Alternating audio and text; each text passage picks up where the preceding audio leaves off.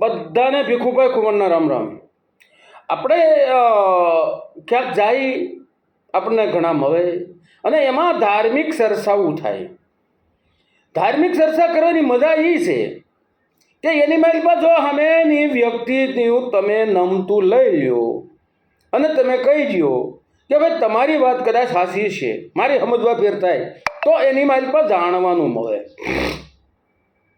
હર હંમેશા તમે હાસા દો ને તમને બધી ખબર પડે છે એ વાત ખોટી છે. સામેવાળા પાસે જાણવું હોય તો નમતું લેવું પડે. એમાં એક જગ્યાએ મેં બેઠા હતા, ચર્ચા થઈ કે 7 ચિરંજીવીમાં કોણ કોણ આવે, 7 ચિરંજીવીમાં કોણ કોણ આવે.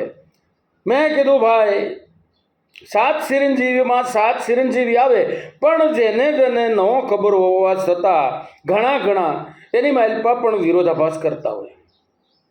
નકર 7 ચિરંજીવી ને બદલે અત્યારે નામ જોઈ ગણવા બેહીને તો 10 થઈ જાય,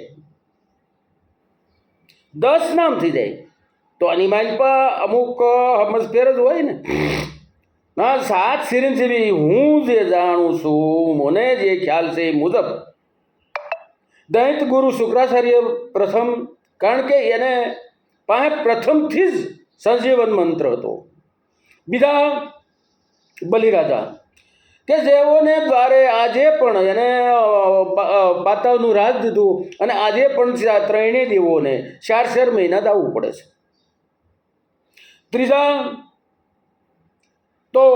ત્રીજા એટલે પરશુરામ. ચોથા હનુમાનજી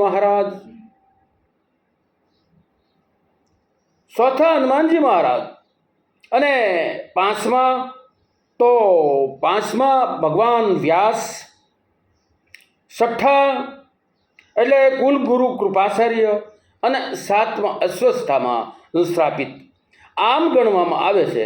પણ ઘણી જગ્યાએ જાય તો એની માલપા કોઈ એમ કે વિભીક્ષણ છે, તો આપણે કહીએ આમાં હાથમાંથી કોણ નથી, તો એ ખબર નથી. પણ હાથ ચિરંજીવીમાં વિભીક્ષણ આવે છે.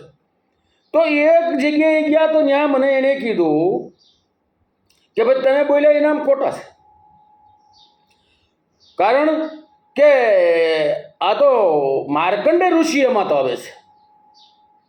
માર્કંડે ઋષિ કે જેઓએ માર્કંડ પુરાણ લખ્યું છે.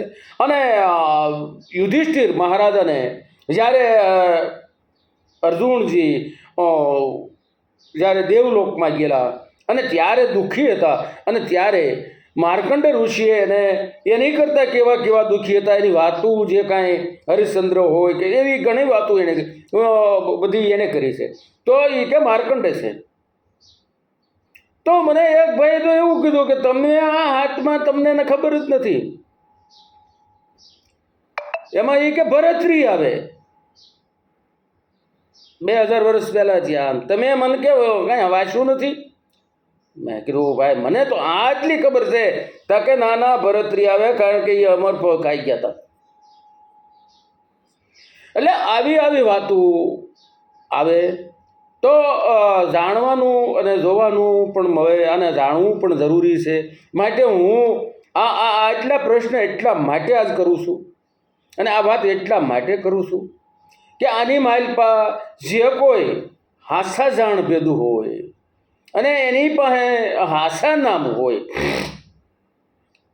હાસા લગભગ હું પહેલાં બોલ્યો છું એ સત્ય છે, પણ છતાં પણ ગમે એ માણસની ભૂલ થાય તો દેવી ભાગવત અથવા મહાભારત અથવા રામાયણની માલપા પુરાવા સાથે હોય એણે મને જાણ કરવા વિનંતી, જેથી કરીને હું બીજી ફેરું કોઈ પણ જગ્યાએ વાત કરતા પહેલાં હું 100% એ પુરાવો આપી શકું.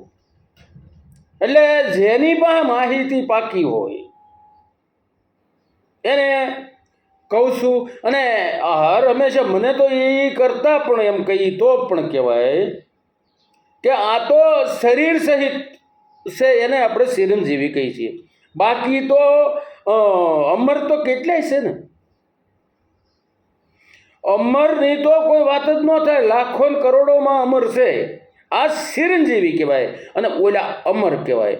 કારણ કે જેના નામને હજારો વર્ષ થઈ ગયા હોય અને એના નામને માળાઓ ફેરવતા હોઈએ, એના નામના ધાપોકાર કરતા હોઈએ અને એને જે કોઈ પછી હુરાપુરા હોય તોય ભલે, કોઈ દેવ થઈ ગયા હોય તોય ભલે અને કોઈ શહીદ થઈ ગયા હોય તોય ભલે, જેના ઇતિહાસ છે એ બધા અમર જ કહેવાય. માટે આ સાત ચિરંજીવીની વાત એટલા માટે કરી કે આની માઇલ પણ એવું નથી કે હું કાંઈ માટે પારંગત હોઉં, એટલે માટે બે હાથ અને ત્રીજું મસ્તકના મેં કહું છું કે જે કોઈ પાકા જાણકાર હોય એ મને જાણ કરજો. જય માતાજી.